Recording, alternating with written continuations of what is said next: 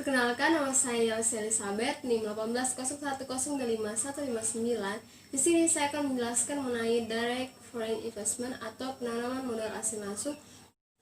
Perusahaan multinasional sering memanfaatkan peluang bisnis asing dengan melakukan investasi langsung luar negeri, yaitu investasi dalam aset real seperti tanah dan bangunan.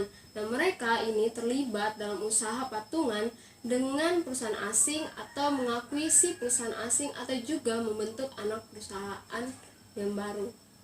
Motif penanaman modal asing langsung. Nah, biasanya perusahaan multinasional ini seringkali mempertimbangkan investasi asing langsung karena dapat meningkatkan profitabilitas dan meningkatkan kekayaan pemegang saham. Nah, mereka biasanya ini fokus tentang investasi nyata seperti mesin atau bangunan yang mendorong operasi daripada aset keuangan. Nah, dalam banyak kasus, perusahaan multinasional yang terlibat dalam DFI atau Direct Foreign Investment ini biasanya karena mereka tertarik untuk meningkatkan pendapatan, mengurangi biaya, atau keduanya. Dan di sini kita akan membahas mengenai dua macam motif. Yang pertama, kita akan membahas mengenai motif terkait pendapatan. Nah, berikut ini adalah motif khas perusahaan multinasional yang berusaha meningkatkan pendapatan. Yang pertama, menarik sumber permintaan baru. Nah, perusahaan multinasional biasanya mengejar DFI negara-negara yang mengalami pertumbuhan ekonomi sehingga mereka bisa mendapatkan keuntungan dari peningkatan tersebut karena permintaan produk dan layanan jasa di sana. Nah, jadi permintaan ini meningkat biasanya didorong oleh tingkat pendapatan penduduk lokal yang tinggi. Contohnya, negara Cina itu menjadi target utama perusahaan multinasional karena pertumbuhan ekonomi dan pendapatan yang meningkat pesat di sana. Contohnya, produk dagang Coca-Cola dan Pepsi, mereka berani menginvestasikan jutaan dolar untuk fasilitas pembotolan di Cina. Nah, yang kedua, masuki pasar yang menguntungkan. Nah, biasanya perusahaan multinasional ini akan mengamati terlebih dahulu perusahaan asing lain di negara tersebut, apakah pendapatan mereka itu tinggi atau tidak. Jika tinggi, mereka akan menjual produk mereka di pasar negara tersebut. Contohnya nih, beberapa perusahaan multinasional yang berbasis di AS, contohnya Twitter, Facebook, Lincoln, dan Apple, biasanya itu mereka mengejar DFI di Irlandia, di mana pajak di negara tersebut lebih rendah dan potensi keuntungan di sana lebih tinggi.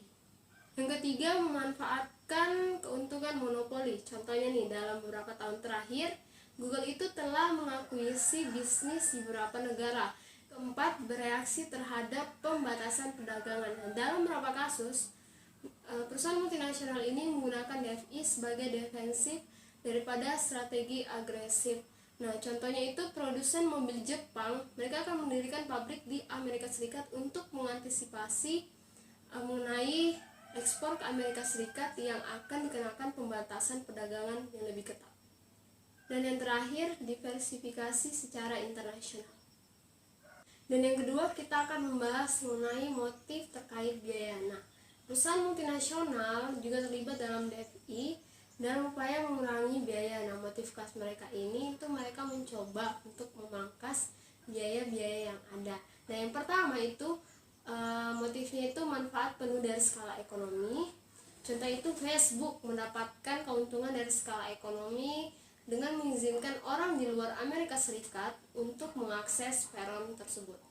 Dan yang kedua, gunakan faktor produksi asing. Dan yang ketiga, gunakan bahan baku asing. Nah, karena biaya produksi, perusahaan dapat mencoba untuk menghindari impor bahan mentah dari negara tertentu. Salah satu solusinya itu harus mengembangkan produk di negara tempat bahan mentah itu berada. Dan yang keempat, gunakan teknologi asing. Dan yang kelima, bereaksi terhadap pergerakan nilai tukar. Kemudian kita akan membandingkan manfaat DFI antar negara. Nah, manfaat potensial dari DFI itu berbeda-beda tiap negara. Di negara-negara di bagian Eropa Barat memiliki pasar yang mapan, di mana permintaan untuk sebagian produk dan layanan itu besar. Jadi negara-negara ini dapat menarik perusahaan multinasional yang ingin menembus pasar karena mereka itu memiliki produk yang lebih baik daripada yang sudah ditawarkan. Lain hal dengan negara-negara di Eropa Timur, Asia, atau Amerika Latin, yang di sana itu cenderung memiliki biaya dan tenaga kerja yang relatif rendah.